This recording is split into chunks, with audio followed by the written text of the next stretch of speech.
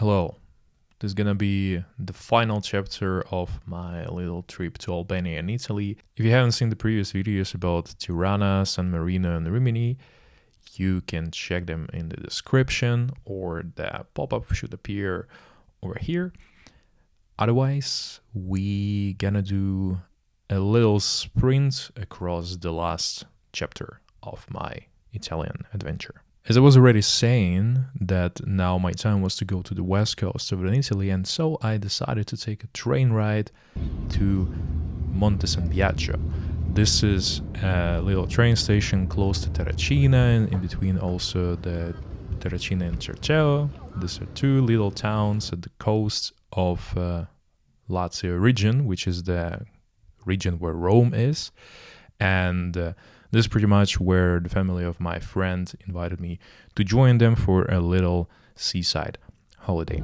The adventure itself was a bit too long from what I expected, because technically, how I would ideally have seen it, I would just go from the east coast to west coast, but apparently I still had to do like a real roundabout through Rome and Bologna instead of going directly, more or less, which wasn't necessarily super convenient, but it is what it is. I had to accept this little situation. So I had to switch a few trains. We also got stuck in the underground station of Florence, because apparently there was somebody on the track for a while, so they didn't know for how much time we're gonna get stuck there, but luckily it wasn't that long, so I was able to catch my further changes.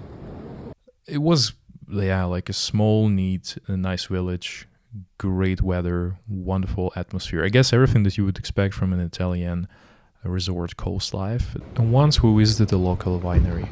It's raw down and they made the wine. This is all starting in September.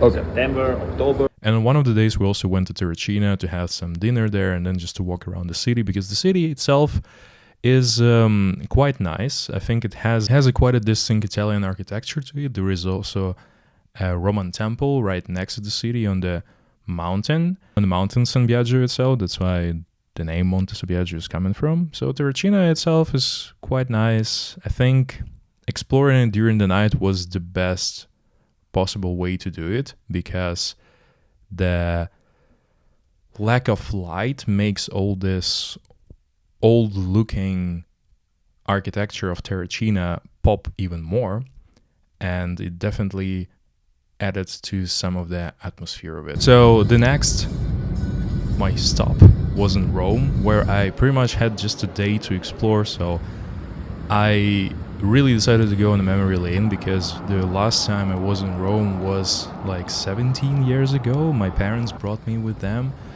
when I was just a little young 9-year-old boy, and I was just trying to explore the Rome as much as possible, just not to even explore, but to go the same routes we were going with the tourist group back in the days, to visit Fountain de Trevi, to visit the Colosseum, that I thought that I would actually able to get in, but clearly one of the main signs of the Rome is really hard to access because of the extremely long lines, and the weather was, I think at the day it was like 35 degrees Celsius, so it wasn't the most pleasant thing to stay in the line for such a long time, so I decided instead to catch as many sites as possible. So I quickly had a glance at the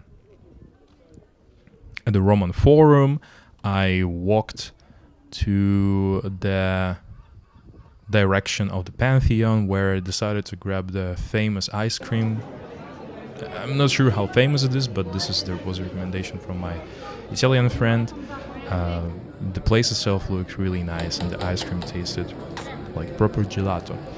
Other than that, I managed to visit something that we didn't get to see back 17 years ago, which was the Villa Borghese. So we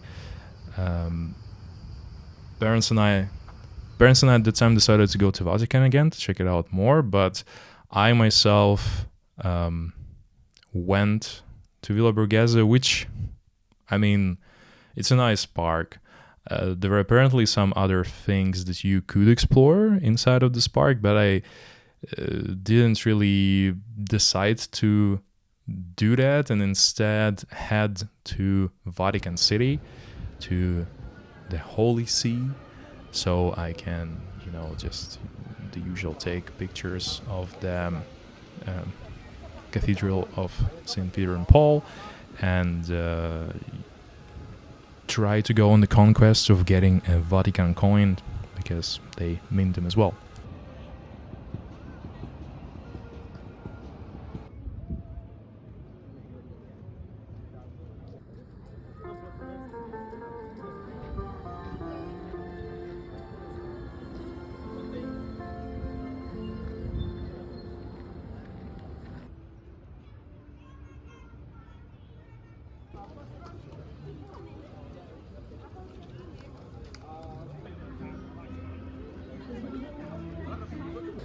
From that, I went on. I decided to visit the square with the famous Neptune fountain. I've tried the proper Roman pizza. I tried to get in the place where that my Italian friend recommended, but it probably was like a 40-minute wait to get to that specific place. So I decided instead to go to something probably not as cool and in demand, but still was quite a decent place at the end of the day.